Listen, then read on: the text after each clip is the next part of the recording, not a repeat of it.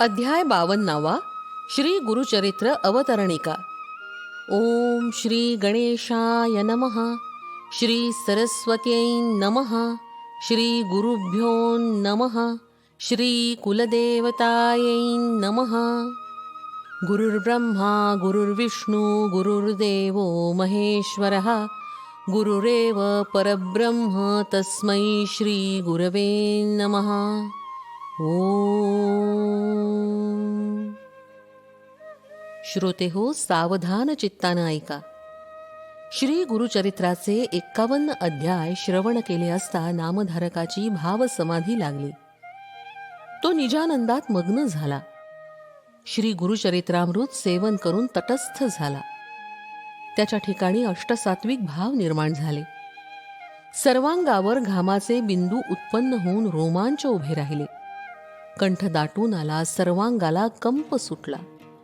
त्याच्या डोळ्यांवाटे प्रेमाश्रू वाहू लागले. त्याच्या शरीराची हालचाल बंद झाली. तो समाधी सुखात आनंदानं डोलत होता.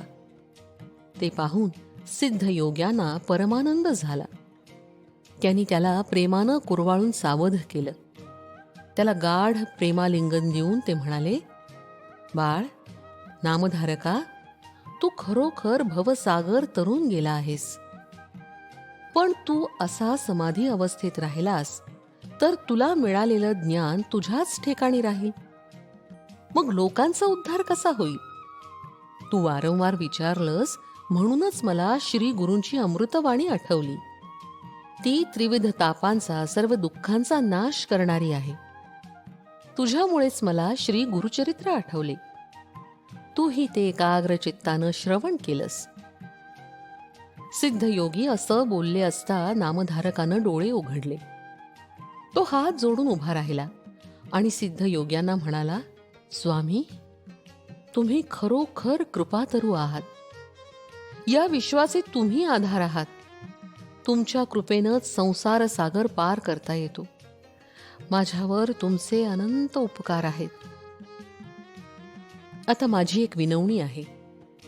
अमृतापेक्षा श्रेष्ठ अशा श्री गुरुचरित्रामृताची अवतरणिका मला सांगा. आपण सांगितलेल्या श्री गुरुचरित्रामृतात भक्तजनांच्या चित्तवृत्ती बुडून गेल्या असल्या तरी मी अद्यापही अतृप्त आहे. मला श्री गुरुचरित्रामृत पाजून आनंद सागरात ठेवा. अनेक औषधी वनस्पतींचं सार काढून ते दिव्य औषध काढतात, त्याप्रमाणे श्री गुरुचरित्रामृताचं सार मला सांगा. नामधारकानं अशी विनवणी केली असता सिद्धयोग्यांना अतिशय आनंद झाला. ते म्हणाले, बाळा, तुझी श्री गुरुचरित्रावर अखंड श्रद्धा राहो. त्यासाठी मी तुला श्री गुरुचरित्राची अवतरणिका सांगतो, ती ऐक. गुरुचरित्राच्या पहिल्या अध्यायात मंगलाचरण असून सर्व देवदेवतांचं स्मरण केलं आहे. भक्तजनांना श्री गुरुमूर्तीचं दर्शन घडलं आहे. दुसऱ्या अध्यायात ब्रह्मोत्पत्ती सांगितली असून 4 युगांची वैशिष्ट्य कथन केली आहेत आणि त्याच अध्यायात गुरु महात्म्य आणि संदीपक आख्यान आलं आहे. तिसऱ्या अध्यायात अंबरीश आख्यान सांगितलं आहे. चौथ्या अध्यायात सती अनसूयेची सत्व परीक्षा पाहण्यासाठी आलेले त्रैमूर्ती तिची बालक होतात. ती त्रैमूर्ती श्री दत्तात्रेय अवतार कथा सांगितली आहे. 5व्या अध्यायात श्री दत्तात्रेयांच्या श्रीपाद श्रीवल्लभ अवताराची कथा आली असून 6व्या आणि 7व्या अध्यायात गोकर्ण महिमा आणि महाबळेश्वर लिंग स्थापनेची कथा सांगितली आहे. 8व्या अध्यायात शनी प्रदोष व्रत महात्म्य वर्णिलं असून 9व्या अध्यायात श्री गुरूंनी एका रजकाला राज्यप्राप्तीचा वर दिल्याची कथा आली आहे. 10व्या अध्यायात कुरवपुर क्षेत्र महिमा सांगितला असून वल्लभेश आख्यान सविस्तर वर्णिलं आहे. 11व्या अध्यायात करंजपुरी माधव आणि अंबा यांच्या पोटी श्री नृसिंह सरस्वतींचा अवतार झाल्याचं आणि श्री गुरु नरहरी बालचरित्र लीला वर्णन केलं आहे. 12व्या अध्यायात नरहरीचा ग्रहत्याग, काशी क्षेत्री संन्यास ग्रहण आणि गुरु शिष्य परंपरा हे विषय आले आहेत. 13व्या अध्यायात श्री गुरु नृसिंह सरस्वतींचं करंजा गावी आगमन आणि पोटदुखी असलेल्या एका ब्राह्मणावर श्री गुरूंनी कृपा केली या कथा सांगितल्या आहेत. 14व्या अध्यायात क्रूर यवन शासन आणि सायनदेव वरप्रदान कथा आल्या आहेत. 15व्या अध्यायात श्री गुरूंचं वैजनाथ क्षेत्री गुप्त वास्तव्य आणि तीर्थयात्रा निरूपण आलं असून 16व्या अध्यायात गुरुभक्तीचं महात्म्य धौम्य शिष्यांच्या कथा सांगितल्या आहेत. 17व्या अध्यायात भुवनेश्वरीला जीभ कापून देणाऱ्या एका मंद बुद्धीच्या मुलास श्री गुरु ज्ञानप्राप्ती करून देतात ही कथा सांगितली असून 18व्या अध्यायात अमरापूर महात्म्य सांगून श्री गुरु कृपेनं एका ब्राह्मणाचं दारिद्र्य कसं गेलं ही कथा सांगितली आहे. 19व्या अध्यायात औदुंबर महात्म्य, नावाड्याची त्रिस्थळी यात्रा आणि योगिनी कथा हे विषय आले आहेत. 20व्या अध्यायात ब्राह्मण स्त्रीची पिशाच बाधा कशी दूर केली हे सांगितलं आहे. 21व्या अध्यायात औदुंबर इथं आलेल्या श्री गुरूंनी एका मृत बालकाला सजीव केल्याची कथा असून 22व्या अध्यायात श्री गुरूंनी एक वांज म्हैस दुभती केल्याचा चमत्कार सांगितला आहे. 23व्या अध्यायात श्री गुरु गाणगापुरात येतात आणि एका ब्रह्मराक्षसाचा उद्धार करतात या कथा दिल्या असून 24व्या अध्यायात त्रिविक्रम भारतीचा उद्धार केल्याची कथा आहे. 25व्या अध्यायात गर्विष्ठ ब्राह्मणांचा जयपत्राविषयी हट्ट हा प्रसंग सांगितला असून 26व्या अध्यायात वेदविस्तार वर्णिला आहे. 27व्या अध्यायात उन्मत्त ब्राह्मणांना श्री गुरूंनी दिलेला शाप आणि एका मातंगाला पूर्वजन्म स्मरण करून दिल्याच्या कथा आहेत.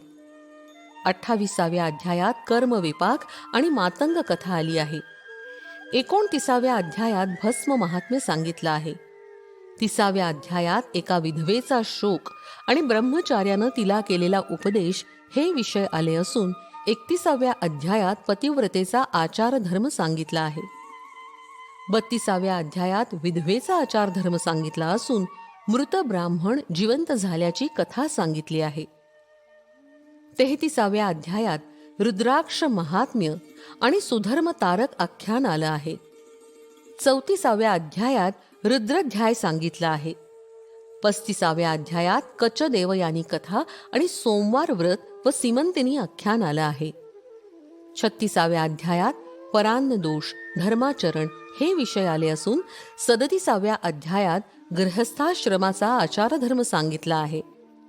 38व्या अध्यायात श्री गुरूंनी भास्कर ब्राह्मणाची लाज कशी राखली हे सांगून 39व्या अध्यायात अश्वत्थ महात्म्य आणि 60 वर्षांच्या वंध्येस संतान प्राप्ती झाल्याची कथा आहे.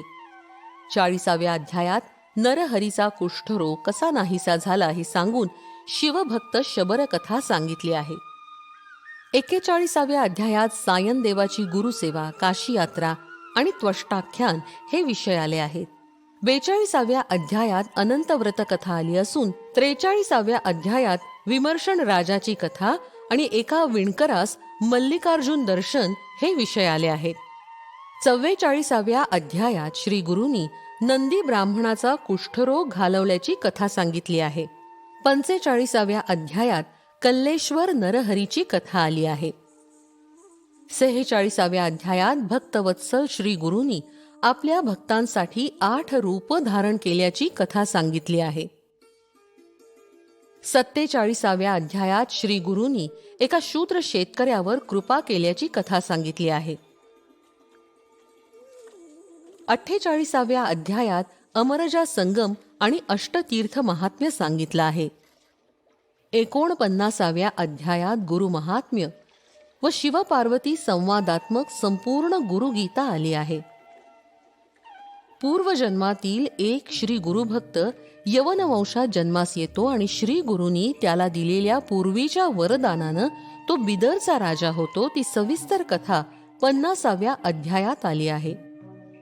51व्या अध्यायात श्री गुरु नृसिंह सरस्वतींचं निजानंद गमन, अवतार समाप्ती झाल्याची कथा दिली आहे. सिद्धयोगी नामधारकाला म्हणाले, श्री गुरुचरित्र अनंत अपार आहे. त्यातून मी तुला केवळ 51 अध्याय सांगितले आहेत. त्याची अवतरणिका तुला सांगितली. नामधारका, श्री गुरु अवतार समाप्ती करून गेले आहेत असं लोकांना वाटत असेल, पण ते आजही गाणगापुरात आहेत हे लक्षात ठेव. या कलियुगात अधर्मवृत्ती फार वाढली आहे. हे पाहून श्री गुरु गुप्त हे रिपीट हे पाहून श्री गुरु गुप्त झाले आहेत. खऱ्या भक्तांना ते आजही दर्शन देतात.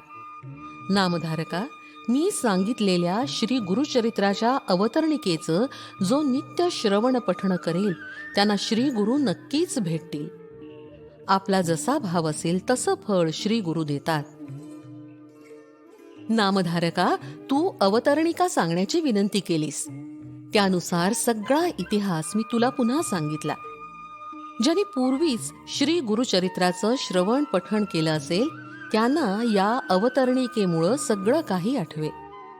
इतरांना ही अवतरणिका वाचून संपूर्ण श्री गुरुचरित्र पठण श्रवणाची इच्छा होईल. सिद्धयोग्यांनी असं सांगितलं असता नामधारकाला अतिशय आनंद झाला.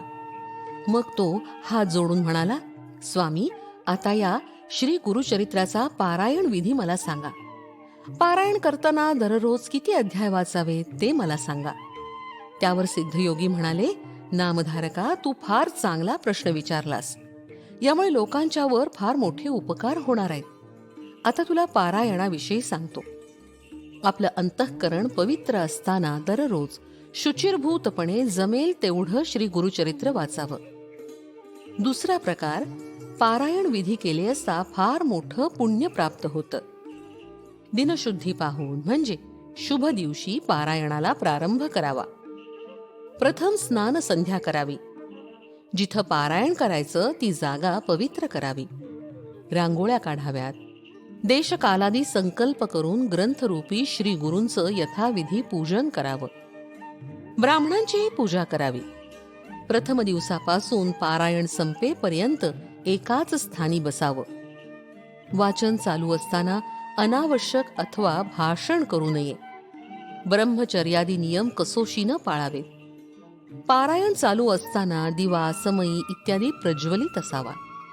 देव, ब्राह्मण आणि घरातील वडीलधाऱ्या व्यक्तींना नमस्कार करून पूर्वोत्तर मुख करून बसावं आणि वाचनास प्रारंभ करावा.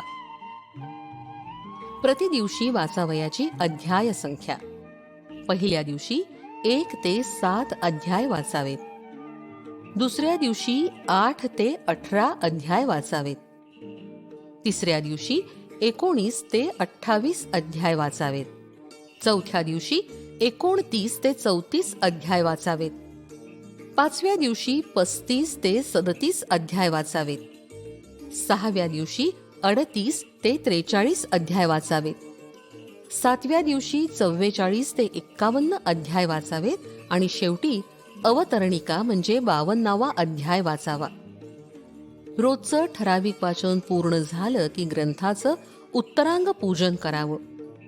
श्री गुरु नृसिंह सरस्वतींना नमस्कार करून आसन सोडावं. मग फलाहार करावा. 7 दिवस रात्री जमिनीवर झोपावं.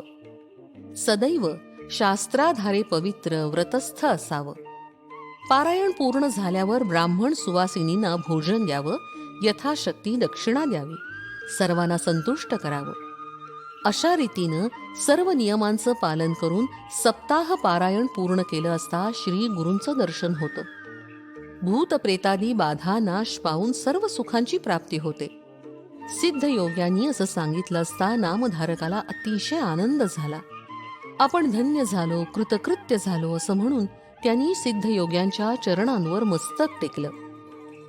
सिद्धयोग्यांचे शब्द हीच रत्नांची खाण. नामधारकानं त्यातील रत्न घेऊन 51 रांजण भरले आणि याचक भक्तांना संतुष्ट केलं. सिद्धयोगी हाच कल्पवृक्ष. नामधारकानं भक्तजनांवर परोपकार करण्यासाठी हात पसरून याचना केली. सिद्धमुनी हाच मेघ. नामधारक हा चातक. त्यानं मुख पसरून त्या मेघाकडं एक बिंदू मागितला असता त्या मेघानं अपार वर्षाव करून भक्तांना अमृताचा लाभ करून दिला.